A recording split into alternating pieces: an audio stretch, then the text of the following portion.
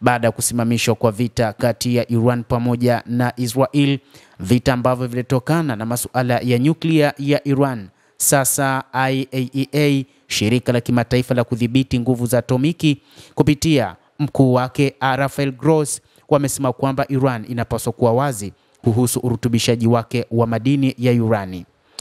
Mkuu wa shirika hilo la kimataifa la kudhibiti nguvu za atomiki IAEA, Bwana Rafael Grossi, ameitaka Iran kuwa wazi kuhusu mpango wake wa nyuklia. Katika mkutano wa dharura wa magavana wa shirika hilo mjini Vienna, baada ya Marekani kuvishambulia vinu vya nyuklia vya Iran, Grossi ameitaka Iran kuwajibika kutokana na kwamba lazima ihakikishe inaweka wazi mipango yake ya nyuklia ili kila mmoja ambaye ni mwanachama wa NPT aweze kujua ni nini ambacho Iran inacho. Amesema mwanzoni kabisa mwa mgogoro huu, waziri wa mambo ya nje wa Iran Abbas Araghchi alitangaza kulindwa kwa vifaa vya nyuklia, huku akisisitiza kwamba usafirishaji wowote wa vifaa hivyo ni lazima kwanza uripotiwe kwa shirika hilo, ikiwa ni sehemu ya makubaliano ya pamoja kati ya IAEA pamoja na Iran. Hata hivyo, Iran ilimtuhumu Bwana Rafael Grossi kwamba alitoa kauli ambazo ni za uongo kwa nchi za ulimwengu, hasa Ulaya, ambapo mataifa yote yalianza kutoa chuki kwa Iran.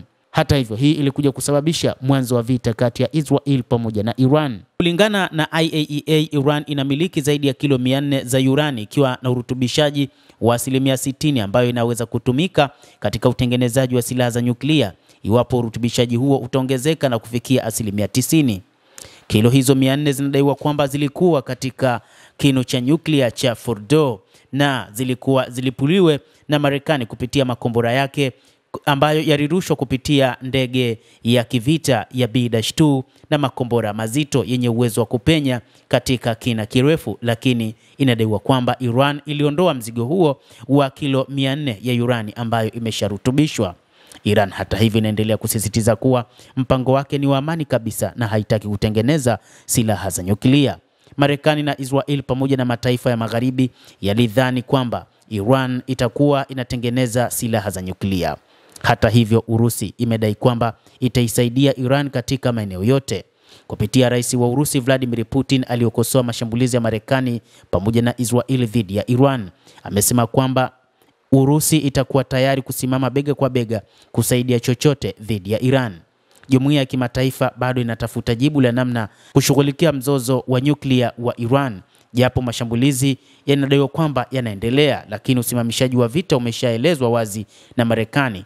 Lakini Israel imedai kwamba itafanya mashambulizi katika kulipa kisasi kutokana na kile kilichofanywa na Iran baada tu ya kusimamishwa kwa vita hivyo. Rais wa Urusi Bwana Vladimir Putin amesema kwamba yupo tayari kwa ajili ya kusimamia suala la nyuklia la Iran, kwamba atakuwa tayari kuhakikisha urutubishaji unakuwa sawia na Iran haitarutubisha zaidi ya 1% ambazo zinaelekea katika utengenezaji wa silaha za nyuklia. Mtazamaji wa The World News, hayo ndio yaliyotolewa na IAEA ambayo imeitaka Iran kuwa wazi katika urutubishaji wake wa uranium, lakini pia inadaiwa kwamba imerutubisha karibia kilo 400 za urani ambazo ndizo zilizokuja kusababisha mapambano kati yake na Iran.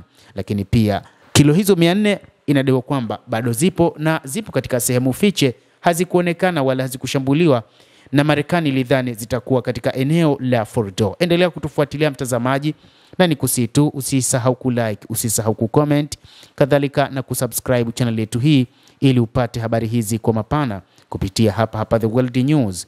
Mimi ni Adam Hussein, endelea kuwa nasi wakati wote, endelea kufuatilia uweze kuyajua yanayojiri duniani.